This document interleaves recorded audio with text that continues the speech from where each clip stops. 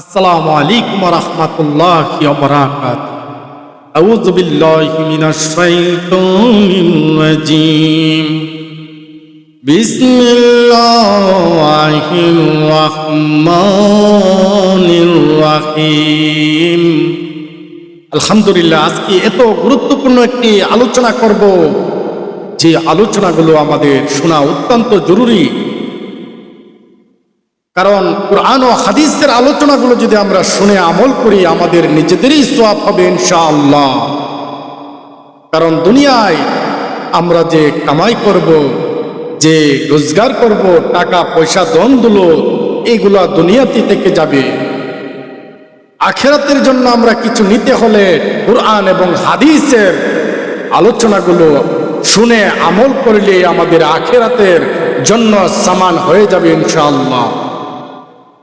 এই জন্য সম্মানিত হাজিরিন, আমার আপনার নবী রাহমাতুল লিল আলামিন জনাবে মুহাম্মদুর রাসূলুল্লাহ সাল্লাল্লাহু আলাইহি ওয়াসাল্লাম ইরশাদ করেছে, ও আমার সাহাবীরা, ও আমার উম্মতেরা, তোমরা যদি একজন আরেকজনের সঙ্গে কথা বলো, কথা বলার সঙ্গে সঙ্গে যদি তোমরা হাসি মুখে কথা বলো, ওই হাসি মুখটা তুমি দেখাও, একজন আরেকজনের দিকে তাকাও, হাসি মুখে তাকাও, হাসি দিয়ে কথা বলো।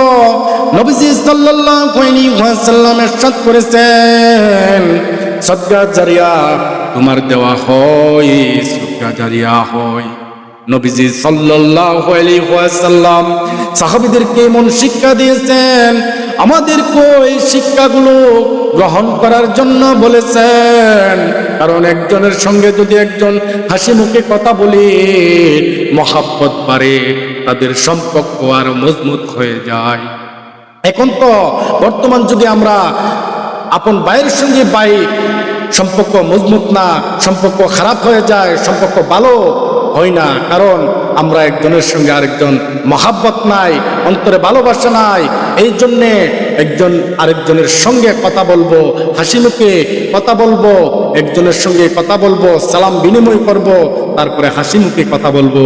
কারণ ভাই, আমাদের হাসি মুখটা শুনে দেখে আল্লাহ পাক রব্বুল আলামিন খুশি হয়ে যান। সুবহানাল্লাহ। প্রিয় নবী রাহমাতুল লিল আলামিন জনাবে মুহাম্মদুর রাসূলুল্লাহ সাল্লাল্লাহু আলাইহি ওয়াসাল্লাম আমাদেরকে যে শিক্ষাগুলো দিয়েছেন, শুধু শিক্ষা না, আমাদের জীবন পরিবর্তন হয়ে যাবে।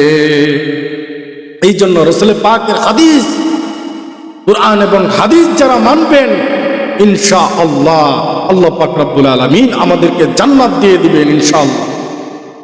আল্লাহ পাক যেন আমাদেরকে সেই তৌফিক দান করেন, আমিন।